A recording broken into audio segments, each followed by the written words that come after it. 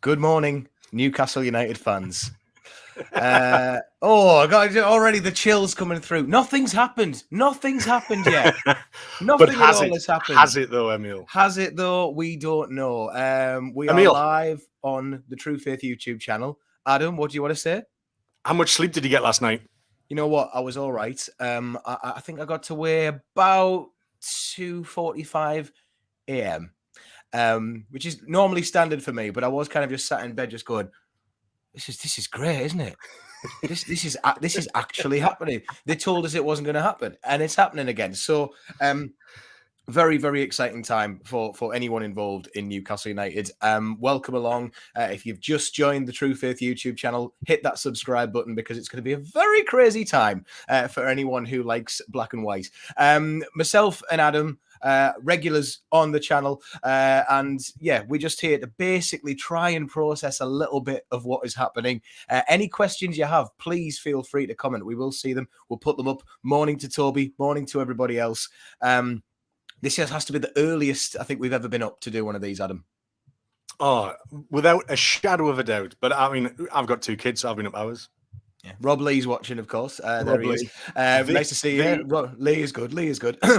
So, yeah, Adam, I mean, first of all, I did a podcast last night with Alex and Mick Martin. We kind of did a little bit of a breakdown on what is going on in the minds of Newcastle fans. It was a brilliant day on Twitter yesterday. It's still a brilliant day on Twitter. I don't think the day's really ended yet, but what is the thing that's at the top of your mind right now with all of this? Honestly, it's extracting the poison from the club. Ashley out just seems to be something that was so unachievable for so long. We're very, very close. I appreciate it's not fully confirmed yet, but you know, a lot of huge outlets, news outlets, reporting the same things. That doesn't seem to be much conflicting news coming out about this. So it feels like it's inevitable now. And the idea that we're actually going to have owners, whether or not they've got riches or not, the owners that actually have a plan, owners that actually are going to care about Newcastle being the best version of itself, owners that want to bring good times back and want to reconnect with the fan base. These are the things that I'm really excited about. You know, I don't expect us to be aiming for silverware in 3 years or whatever that might be. I don't care about any of that. I really don't. I'm just excited to see what happens now, who comes in, what kind of talent we're going to have.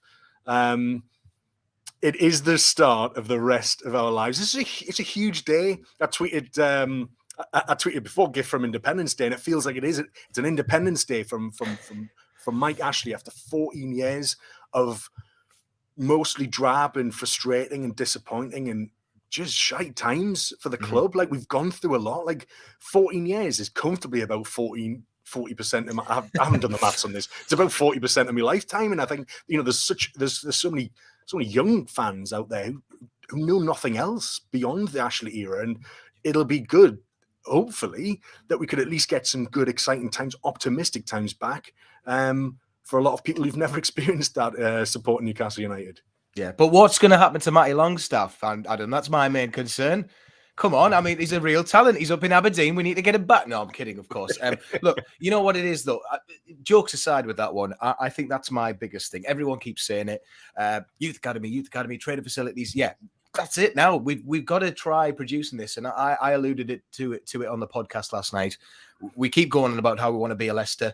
Let's be a Leicester, but also it's a shame that we are looking up to the likes of Leicester, who Alex rightly said on the podcast were in League One when we were still in the Premier League and trying to do this.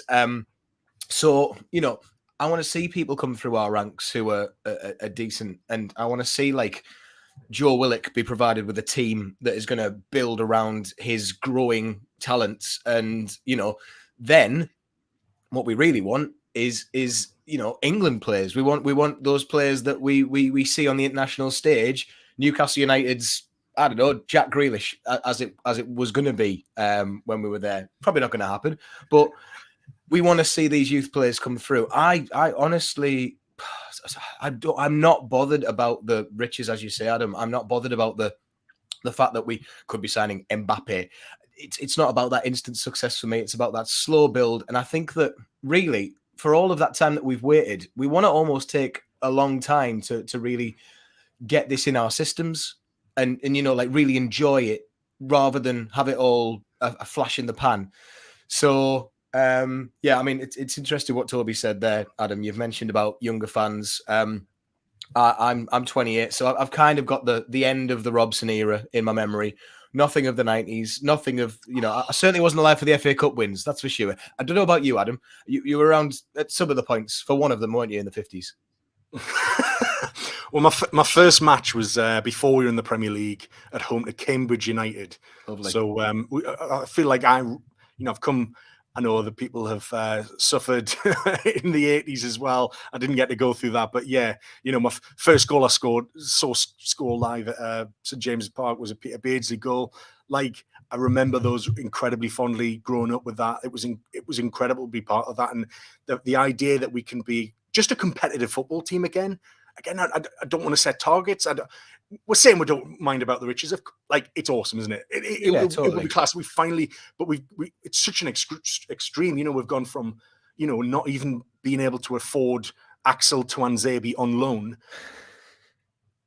to actually buying players for that are going to really improve a Premier League first team. And however long that takes, I don't mind. I just think if we've got a vision, if we've got a direction to go in, it's exciting, and like you say, drink it in and enjoy it. And we know how bad it can be. It could have been even worse under Ashley. It could have been, even though it was awful, multiple relegations. But we can really look forward. We can properly look forward. Alex, with a question there. I'll let you answer that. Who's most upset about all this, and why is the answer the City of Sunderland? I mean, I was going to say though, knowing Sunderland fans. And look, I'm not the first person to be like, look at you. It's a shame what happens to the other. No, it's not. It's absolutely hilarious. But it must be horrible, because I even felt like a sinking feeling watching them rise up this year. And I know that we're leagues apart, but that's it. That's what rivalries do. This is going to be a sickener. So apologies for how absolutely awful we're going to be. But Emil, just think though of the Schadenfreude when the Takeover fell through last year. Oh, absolutely. That's all you need. That's all you need. More importantly, Jack says, when can we have a big slide from level 7 down to ground level? How about it? Do you remember when they're going to do this outside St James's Park Metro? It's supposed to be like a slider, and then you just thought, well, people are just going to get drunk and be sick down it, and it'll be just like carnage. So it was probably a never good idea. But I'm all slides are, super fun, happy slide. I'm all for it. Let's do it. We've got some extra capital now. One of my big questions that I've thought about, Adam, and I think a lot of people are talking about, obviously, with the Takeover, should it get announced today, and should it all be okay? The Rubens are still there. The Rubens have a history of investment in buildings and everything like that. So obviously there's got to be some sort of long-term thinking for the Rubens to think, what can we do for infrastructure? Not necessarily like these surrounding areas. I know that they've got a lot of property. They're currently building a big tower in the center of the 55 degrees area. But what are they going to do? Do you think they're going to maybe think about stadium being relocated? Do you think that do you think that St James's Park is a lost cause in terms of what they can do in terms of expansion, given what's going on around the stadium at the minute? I know that the above the metro station is yet to be built on, but that's done really, unless they're going to come in with some soaring thing. Like, what do you think could happen stadium wise? I'm not sure. I think that's probably a few years off just yet, and I think people would want to keep St James's Park as long as it was a viable option. I feel like anything like that. I think what I want them to come in is just kind of get the foot into the door, have a plan, communicate with us a lot more. There's a few coming in. I had to highlight one of them, but it is pretty impressive, mate. It is pretty impressive. But yeah, I think big things like that. I'd like to think there would be dialogue, there'd be communication, at least to sort of, because there's a chance, and hopefully it is going to be the case, that owners actually care about what we think, and they're going to respond to what we say and what we don't like and what we like, and that we've never had that communication for so long, and it almost seems alien when you see other people's owners come out and talk and say, to give back to the fans, to to our loyal, all this kind of. We haven't been appreciated as loyal fans for under the Ashley era at all. You know, any communication that is supposed to be, well, this is a favour for you, to you fans, for, you know, this is a treat to you fans for being so. It's always disingenuous with Mike Ashley. It always comes down to one thing: is selfish, his greed, and his lack of care for the club. So, you know, I'm excited to see what the plans are for our club and how we can all be a part of that and get involved. And just it's crazy to process. I still haven't processed it. I've barely slept properly, but it's part of it, isn't it? It's absolutely part of it. It's Christmas morning, isn't it? Really, this one. I mean, I don't look. We spoke about it as well on the podcast. We do kind of take into account the fact that there are people, there are a small percentage of fans who don't want this takeover to go through. You know, there's obviously the questionable record of the Saudis taking over, you know, the stuff like that people will disagree with. And I get that completely. I think that it's wise for all Newcastle fans to at least be aware of that when Newcastle score, Newcastle are scoring. It's not like, you know, thank God for this type thing. Thank God for these people. And especially if for any reason there are issues along the way when we are taken over by the Saudi government, so whoever it is, whoever the PIF. Don't tell Richard Masters.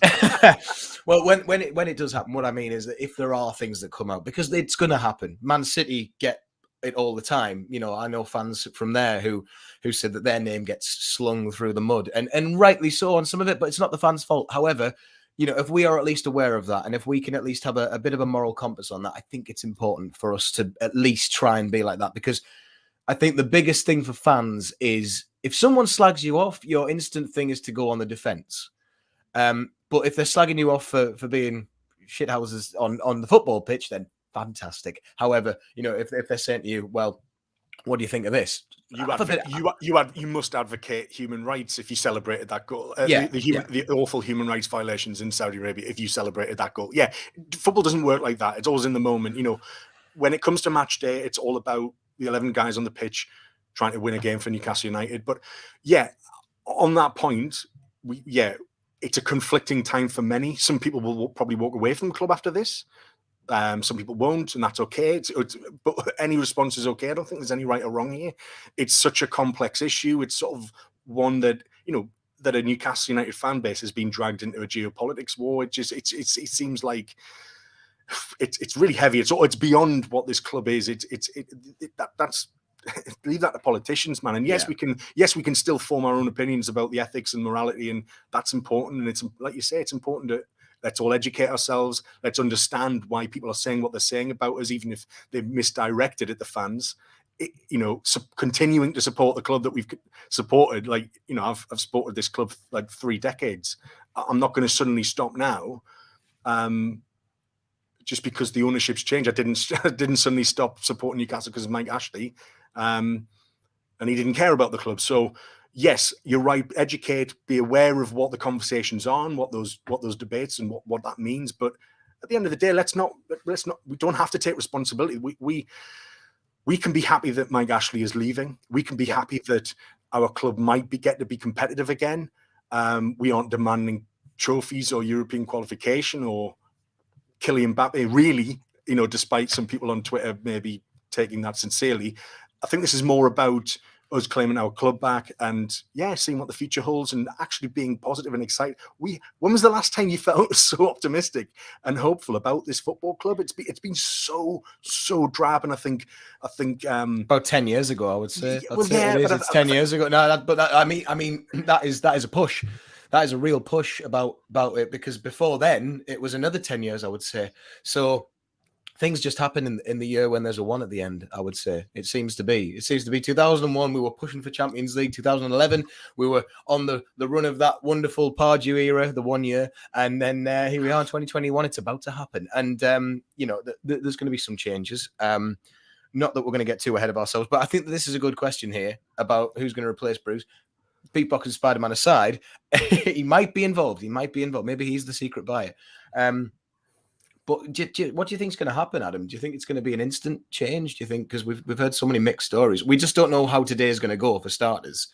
But there's a match shortly after this, Tottenham, which is going to be a weird weird atmosphere when you're suddenly thinking about roaring on one of the richest clubs in the world, and then you see Emil Kraft come out to start, and it's like what this is just like a weird mixture. It's like two things that should never be together currently happening. So what's going to happen, do you think, in the immediate?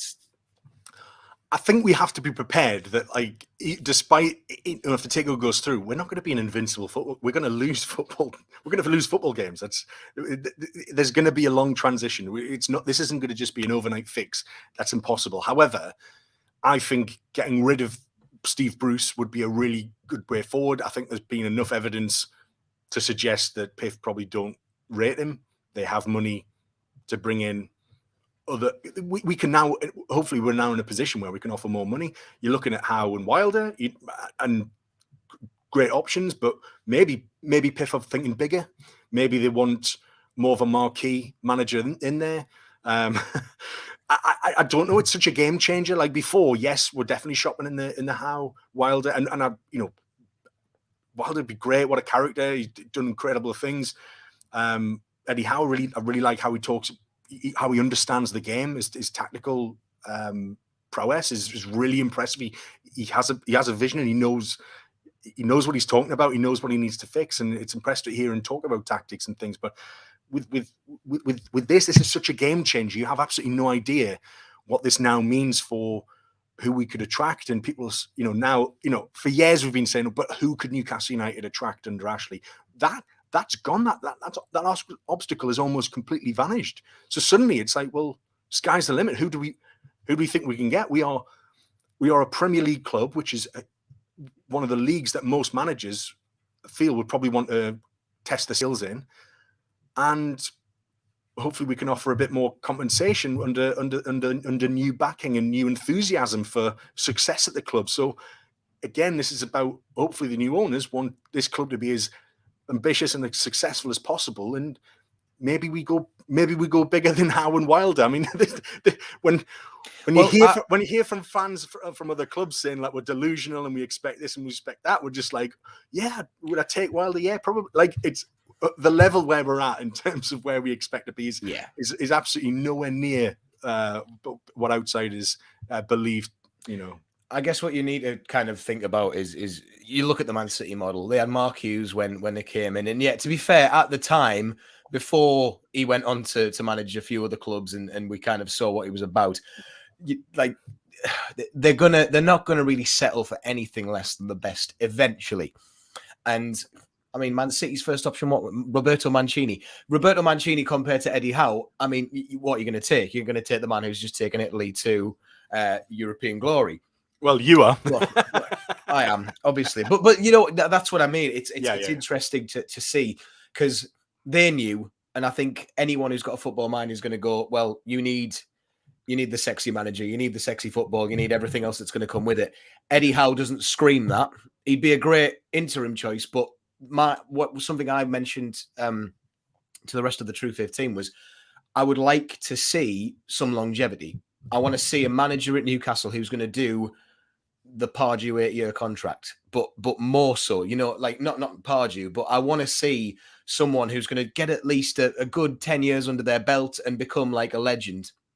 You want someone who's going to be big enough to have a statue outside of the ground, alongside the one that Keegan that'll probably get put in at last. But that's what I mean. I mean, again, that's all pipe dreams. It might not all come to the front because Man City haven't exactly had that. But what they're building with Pep Guardiola is someone who is their mini messiah.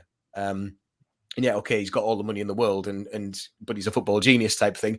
He is that character that is there with the club, and he wants them to now win the Champions League. So, it needs to be that manager that's going to have the longevity to last. And looking at Wilder, that's someone we could think about 2 days ago. Now, if this is happening today, we need to start thinking about bigger.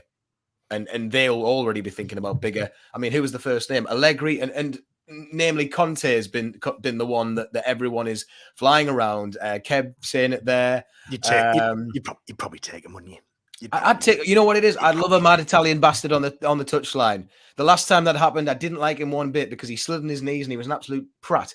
But Wasn't ours, so that's all right. I would like a big man who's had a hair transplant and he's just going to go wild and at the captain because that is literally what you want. And again, pipe dreams. This. So yeah, we're just seeing this. George Colton's just tweeted out, as Stuart Montgomery has rightly said. At this point, we're just waiting for announcement. Takeover's done. Money is there. Premier League signed it off. All that remains is to make it official. Could be any time now. That feels like.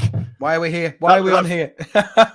That feels like crossing the T's and dotting the lowercase J's, doesn't it, Emil? Eh? I mean, is George put this just now? I mean, hi yes, George, yes, he has. I've just checked. I've just a checked. Second ago. My God, it's legit. 7 minutes ago.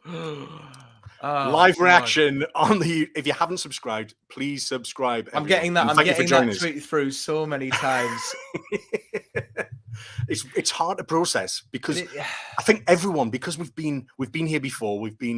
I'm going to be sick. I know. Me too, Sha. Me too. I think we're so used to everything being disappointing and failing and not quite being what we want it to be. We're all so used to it. I think we're all just expecting this to explode in our faces somehow. But it really feels like the agreement is there. It's just a case of writing the communication to push it out and coordinating that announcement between the Premier League and the club and PIF. And I just think that. Not to say we should be looking at viewers, Adam, but there was a distinct drop in viewers there when we mentioned George Colkin had tweeted. So let's not take people away from it. Stay with us. We'll tell you everything you need. Yeah. We'll basically summarize the entirety of Twitter and UFC timeline on this show. So speaking of timelines, Adam, what I was going to ask was, I mean, it's not really a question, but by the way, I was just going to say, RM does rightly say, chop and change from now on. Standards are high. That is ultimately what it's going to be, but you never know. If we can get a 5-year manager, I'm happy. What do you see the day going like? I mean, I know that we're seeing things move faster than we can even comprehend at the minute, especially after yesterday. But if there's a realistic timeline, what are we? It's going to be on an hour or a half hour. So you watch, it'll be in 7 minutes. But like, what is it? Like, what's going on? I think if the announcement is probably going to be a lunchtime announcement, that makes sense. This is world news. This is one of the biggest. It's a huge business transaction with huge ramifications in mainstream culture. This is massive. There are going to be people who don't really care about football or knew about football before that will see this news. This is a global thing. This is huge, and we're on. It is that kind of thing, puts us on the map, Emil. It's we already have that kind of history of plucky underdogs coming in and nearly winning the Premier League and European nights. We have that history. So I just had a real moment. Are you okay? Everyone, this is a group therapy session. I never thought I'd see this. I'd sat there in my flat during lockdown and just kept thinking to myself, I was like, oh, here we go, any minute now. And it never materialized. And we've had so much happen in the last 18 months that it's like just icing on the cake, really, isn't it? It's been shit. It's been really shit times. It's been awful. It's been horrible for everyone. This is something that, and you kind of feel that, like, I've certainly felt, what's to look forward to? What's to be excited about? When things were shut and there wasn't anything, you couldn't really go anywhere. You couldn't do anything. That gets to me. It still gets to me now. But this idea that, like, finally one element of my interests in my life it could be really, really exciting. And you kind of you want to. I'm going to use this to focus. And forget about shitty things and focus on, exciting, optimistic.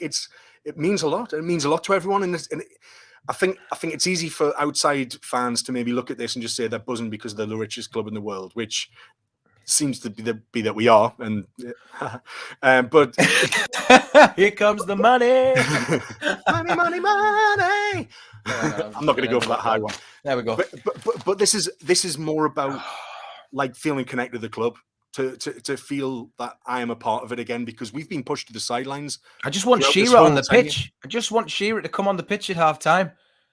Take his top off and then literally do the Ashley thing, when he's got his belt round his neck. I want Shearer to do that in the middle of the pitch with paint. This is getting out of hand now, but this is where we are. Paint on his chest saying, Get fucked, Mike. Alan, if you're watching this, take some notes. Emil's got loads of great ideas. So if you don't like the paint thing, then we'll sort something out, Alan. So if someone can Monkey get that. tennis, it's big. This is where, I mean, so many good messages here that there's. It feels insane, Harry. It does. We've got Kushti in Australia called into work for tomorrow. That's exceptional. That's exceptional. Tins on the Gold Coast. I took today off to go and see the new Bond. Like, and it just so happens that it's completely aligned with your mission, if you choose to accept it, is to not have it announced while you're in the middle of No Time to Die. I mean, consequently, Ashley's era has been No Time to Buy. But this is it. I mean, another Australians coming through. You're right, Dimitri. This is it. This is all we need. But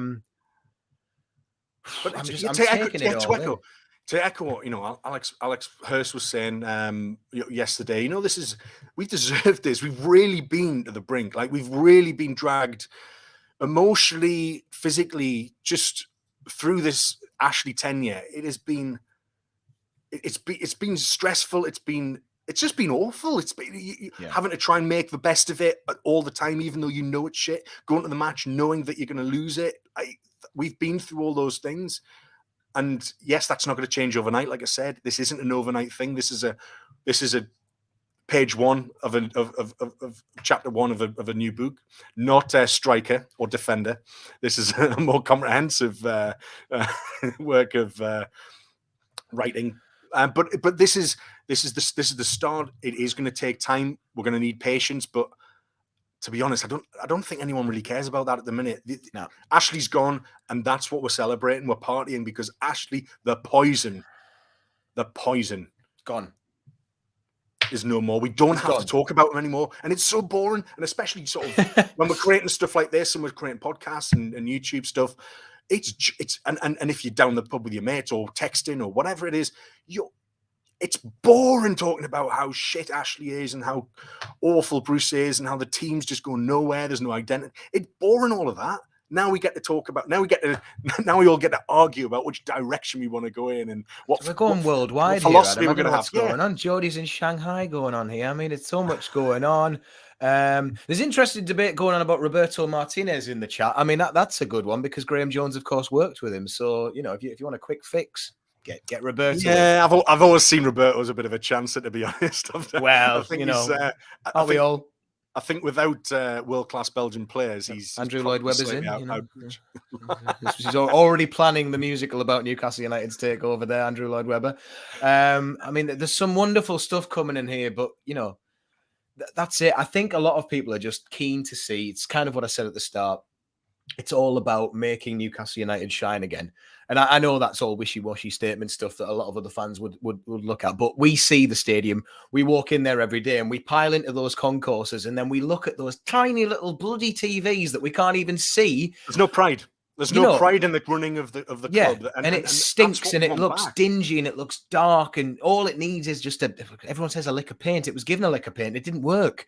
It's still ultimately it's not a shithole. But it's our shithole at the minute. It's so sad to see how many things change. And then you walk through the tunnel in the Milburn stand and you see the massive sportsdirect.com sign and you just know that that's there for the wrong reasons. Like, come on. It's tainted it. It's tainted it. It's stained. We need a deep clean. We need to go deep clean on it. But we need to get a rug doctor. We need to hire one of those rug doctors.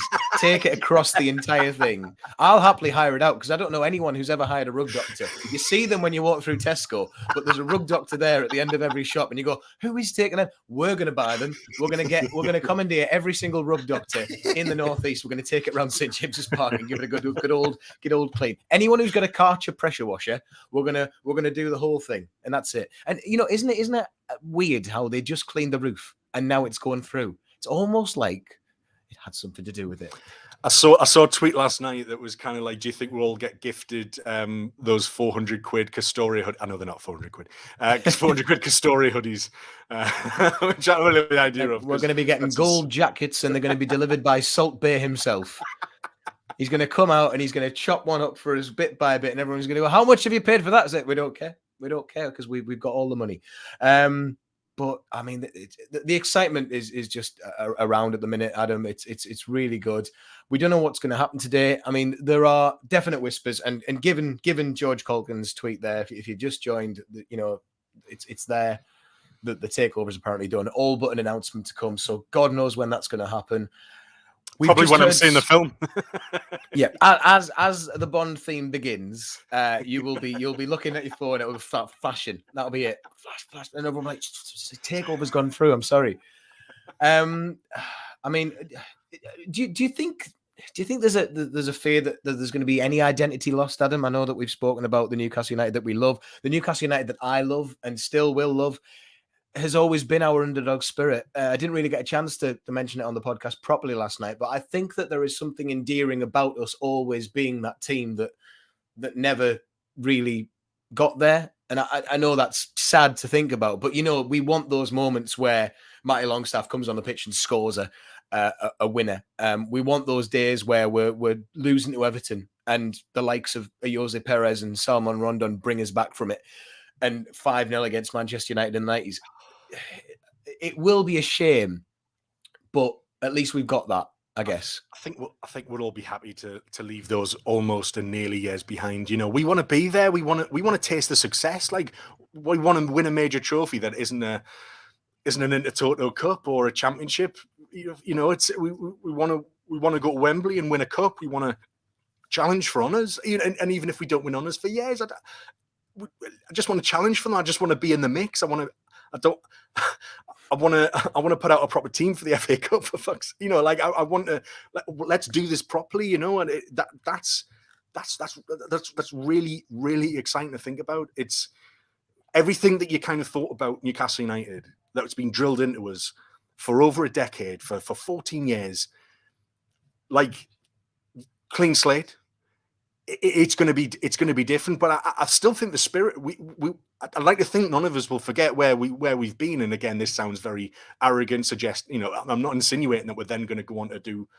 I hope we do, but it's not set in stone. Money doesn't equal success all the time, but it needs to be run the right way. But I think that we will still have that spirit. We were all here. We all remember just how bad it is, and you just think going from one extreme of how awful it's been to just how exciting, and you know, we can, like you said on the, you know, we can start to dream a bit. It really, really feels that way. And I still think, you know, Geordies are Geordies, and whether you're from the other side of the world, all continents, you know, we're all Geordies, and we're all going to. Here we go. Who knew? Welcome. There's going to be a lot of that. But this is another good point, because what we probably will have to expect to experience is some, you know, some sort of fan tourism, which you get at big clubs, and this is going to be a global brand. You would suggest if that's what they want to do with it, and you know, we're almost. Newcastle United is different things to everybody, and that's fine. And that's what makes it beautiful. That's what makes football beautiful. Everyone's connection, relationship with the club is unique to everybody else, and people are going to support the club in different ways. But yeah, it's going to be different. It's not something I'm necessarily rejecting, but it's going to be a different experience for a lot of us. But I think that, yeah, let's just be nice to each other for once. Let's be inclusive. Let's just get off each other's backs and all just enjoy what could be some absolutely class times in the black and white shirt for once. We've suffered for so long. Yeah, we deserve it. Hell yeah, we deserve it. We really do. This is honest. Again, it just hasn't sunk in. I'm sure everyone's feeling the same. It's very, very difficult to articulate just what's going on in my head right now, because I'm still sleep deprived. I'm still probably slightly drunk from last night as well. But it's just great. Like, just honestly, have a big party, everyone. Just relish it. Just enjoy the fact that he's leaving. He's made our lives misery for so long. Yeah. This is ours, man. We deserve this. Yeah, exactly. And I was going to say that, Adam. Tyler's made a good point. I explained to his 8-year-old son, you've got a young lad. I was going to say, like, besides yourself and me, and what we think. You know, who's the person that you thought of when you thought about the future of Newcastle? Like, you know, who's the person you think about, like, who's going to enjoy this as well as yourself? Well, yeah, I took my lad Milo to his first game at the Norwich friendly just before the season started, and he was absolutely hooked. I've got him playing FIFA now, like, and he's Our four, only win this he's season four, yeah. so far. Yeah, so you know, I've slowly started getting him into it. You know, I haven't been too pushy. He's really like taken to it, and you know, it's like I want us, and it's, you know, I want me and him and my other son when he's old enough, and if he's into football as well, to enjoy the successes together, and that's what it's about. Because my parents sit a couple of rows behind me in the stand, and when I go to the game, I get to chat to them. I get to chat to them in a half time, and it's something that you do together as a family. That's one of the family activities that we have, and it's great to be able to share incredible wins, and you know, just like the Norwich 4-3 was just a special night when we beat Man United 3-0. All these, where I remember afterwards just giving me parents just massive hugs, and it just means something, you know. It's just like you live for those moments, you live for those nights, and that was just 190 minutes here. You know, imagine that we have the potential of winning a couple of games back to back. I mean, yeah, like, I know. That's it. We might be able to actually put a string of wins together. I mean, I don't have kids yet, anyway. But you know, I'm very much the idea that I might actually get to see something good happen and celebrate that with a few mates. You know, it's as much as that. My dad, it's been a while since he saw us win the Fairs Cup, to be fair, and that's a big one. I'd love for my granddad to see us get at least a bit of success, because he's 90 now, so maybe he'll get something. And it's just really interesting. It's just like it's that what the possibilities are endless. And I'm going to use that cliche there, but it really is in that point now where we're looking at good stuff and nothing but that, because these are people who make that happen. And it's a rancid view of football in a way, because that is what it's become.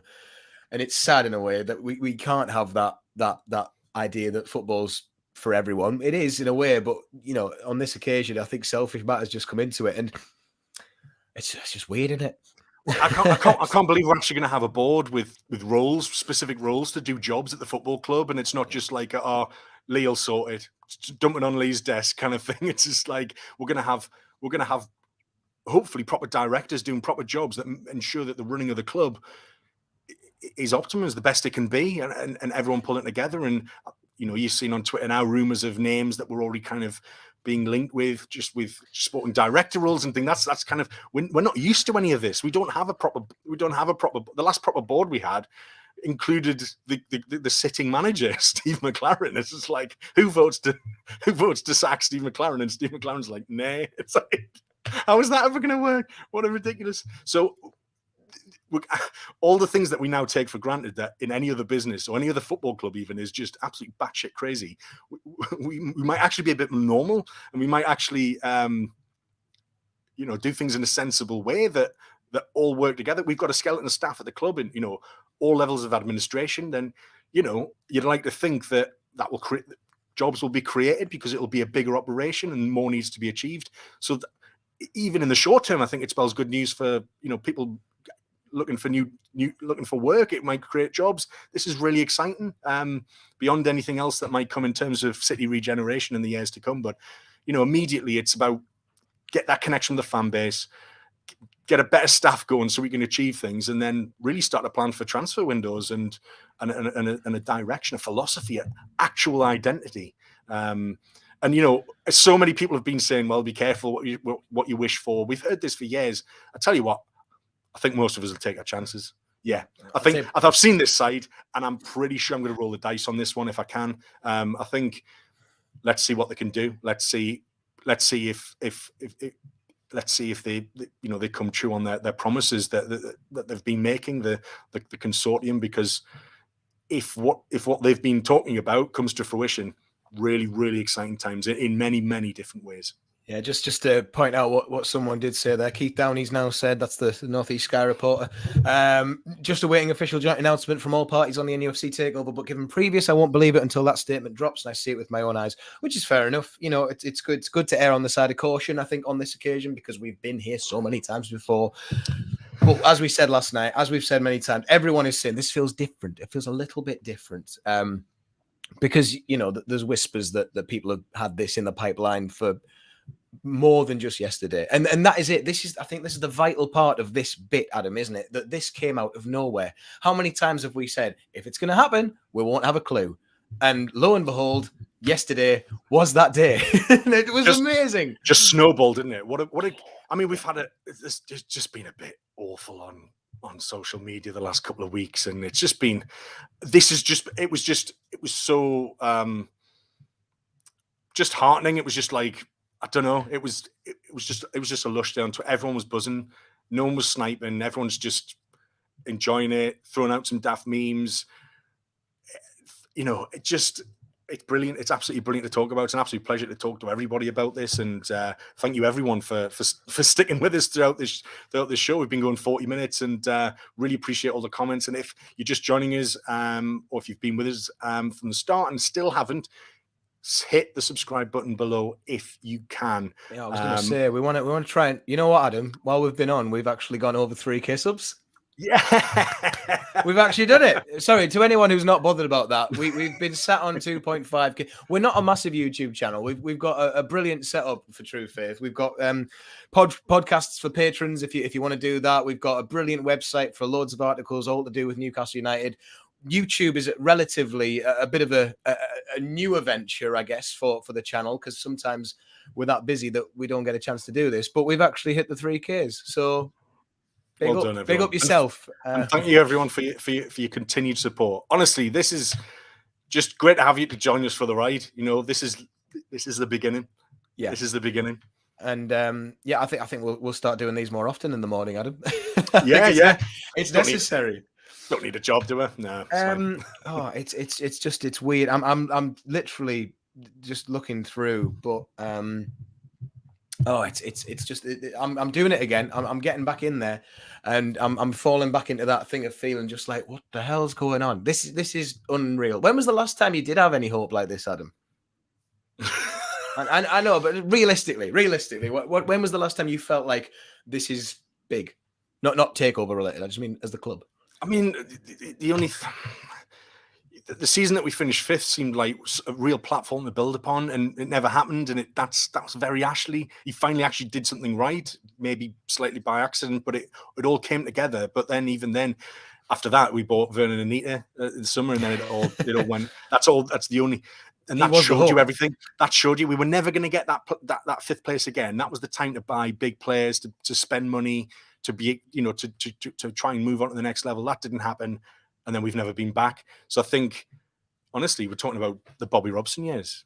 Yeah. That's Champions League nights. That kind of thing. So you're kind of talking about two seasons or whatever in 15 years or whatever, 17 years. That's sparse as it comes to success. This is an interesting one. This is something that's kind of been mooted around. We're getting towards the end now because Adam has to go and watch James Bond. But it's one of those interesting ones. We've seen. I mentioned before, and I think last year I spoke to so many people about it, including our very own Mark Corby, who was very, keen to see this happen. The likes of Keegan, Ferdinand, Shearer get welcomed back into the club as actual patrons now and like ambassadors. Is that their setup? You might want to enlighten me a bit on that one. Well, we've got Mark Overmars as a director. They got Edwin van der Sar as well. They've just bought all the old class of '94 back and sort of giving them roles at the club. I think Danny Blin's involved at the top as well, perhaps. I don't know, but they've certainly got a lot of ex-players that have kind of come back.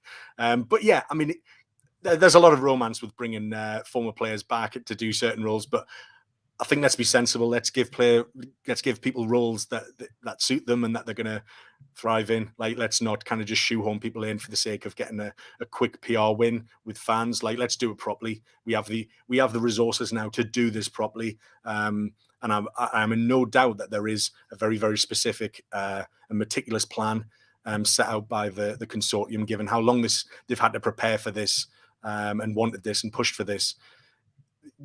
That's what I'm more interested about. That's what I'm excited about. A club being ran as it should in a logical way, in a way that seeks to push us forward in a way that we haven't experienced since the early years of the millennium.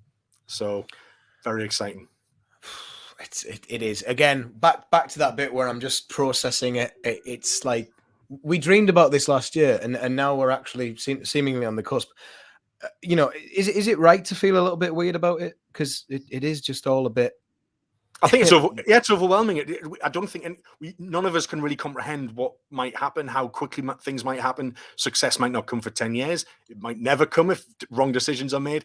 We might start to pull up trees by next season. Who knows? We don't know the time frames. It's just the kind of thing that just let it wash over you and just enjoy the ride, because this really feels like a once in a lifetime deal. Not every club gets this chance. We had this chance twice. We messed it up the first time when Ashley met up with Sheikh Mansour and the people that eventually bought Manchester City. We were in the running for that, and we thought we'd missed our chance, but we're very, very lucky to have another chance at a very wealthy backer coming and wanting to make us the best football club in the world. I assume. I've just seen a tweet which is fairly interesting. Just based on everything that's happened, turning down Modric, renaming St. James's Park, trying to sign a player we already owned, ice wheelie bins, signing a player off a YouTube video, sacking a player with cancer, the training ground paddling pool, Bruce, Kinnear, McLaren, and they wonder why they wanted this so much. That's Simon Gallagher there. With just there you go. That if anyone asks why aren't you happy? Well, you've been in the Premier League. You got straight back out the Championship. You had Rafa Benitez in charge. There you go. That's it. It's a damning rap sheet. That really is. Yeah, and it should not be. That is not what you're getting the football clubs for, really. What if you're doing that? What are you getting into? And that's the bit. And the amount of times that I was watching Ashley's interview about not competing with Man City roll round over and over again on Sky Sports News last night. He said, okay, he can't compete with Man City. We get that. That's fine. But make us compete with bloody Everton and Leicester and everyone else. It's just like, come on. I think at this point, we'd just be happy to compete with Crystal Palace, wouldn't we? No disrespect to Crystal Palace, but we've been nowhere near anybody in terms of, like I say, competitive club can hopefully return. It's fantastic. It's a day to remember. Everything is going to change from this point onwards, and hopefully mostly for the best. Wow. Just have that moment, shall we? Another one there. Stand by. Pete Graves again on that one. I mean, we could wax lyrical about this all day, couldn't we, Adam? But we're getting towards the end of both of us dropping at some point on very little sleep. So, it's going to be an interesting day. Watch this back and just see the excitement kind of growing. But again, just to press on it, because I know that people are kind of looking at it. This is going to be a dilemma for some fans, and that should be taken into account. You can be excited. You can have questionable things that you want to ask about the takeover. It's understandable if anyone is rightly asking themselves, do we want these to be our owners? Of course. But as I said last night, my point on the podcast was Newcastle have needed healing for some time. We don't really get to decide who's going to heal us, but unfortunately, we've got a doctor with a pretty weird track record. And that's how I'm kind of looking at it, because I'm tired now. I'm tired now, and this is football, unfortunately. Roman Abramovich is a questionable fella. Sheikh Mansour and the rest of that Abu Dhabi group are questionable, and there still will be. The World Cup in Qatar will be questionable next year because of all of the stuff that goes on with it, as was the one in Russia, as was the one in Brazil. Unfortunately, I feel like football is just at that point now where it is beyond our control, and some fans will see that as a step too far with Newcastle United because it means a lot to them. Manchester City meant a lot to the people who went and saw them fall down the divisions back in the 90s. And I hope I'm not speaking out of line here, but quite frankly, there is nothing much we can do. We can bear it in mind should anything happen along the line, which is pretty bad. But ultimately it's down to greater powers than us who go to the match and walk up the steps of the Gallagher corner and go and watch the team and go and watch those games when we play against lowly opposition like Doncaster Rovers. Spurs next. I mean, what the atmosphere is going to be like. The possible return of war flags as well. That's exciting because that's going to lift everyone. It's just going to be going to the match again. It's going to be class. It's going to be class. And regardless of results, and it's just more about what it feels and what it means. That rather than we've got beat 1-0 again. I don't think people care, but I don't think people mind as much now because, like I say, we're on the start of a new journey and with new people that can hopefully take us to places we haven't been to in a very, very long time. Yeah. Should we call it there? We will. I wish I could go and open a can, but I have to go and work later as well. So you'll have to go and see James Bond. Thank you to everyone who's watched. This has been a very special good morning to Newcastle United fans on a morning that is going to be very, very long in the memory of a lot of us, especially if it doesn't go through now, because we will come down like a crash. And look, that's probably not going to happen. I think we're at that point now. And thank you as well for subscribing. Keep subscribing because there's going to be a lot of content coming on the True Faith YouTube channel in the coming days. If you want more podcasts every single month, then please do check out our Patreon. It's £5.50 a month. You'll get podcasts, at least 30, I think, a month, all around Newcastle United. Usually they're fairly negative, but from now on, I have a feeling that they might be getting a little bit more positive. We will see. Lose the first game with Allegri in charge. It's gonna change very quickly, isn't it? But we have free podcasts. We have Instagram. We have Facebook. We have Twitter. It's going to be interesting, isn't it? It'd be great to see everyone for the ride, as I've said. And thank you very much for your continued support. Thanks for sticking with us. We didn't expect to do 51 minutes, but we have. Thanks for sticking with us. Thanks for your comments. Thanks for your questions. It's just nice to share it with people. This is what it's about. And drink it in, everyone. This is a once-in-a-lifetime thing. Go all out. Treat yourself. Away the lads to that. Thank you very much for watching. We'll see you soon.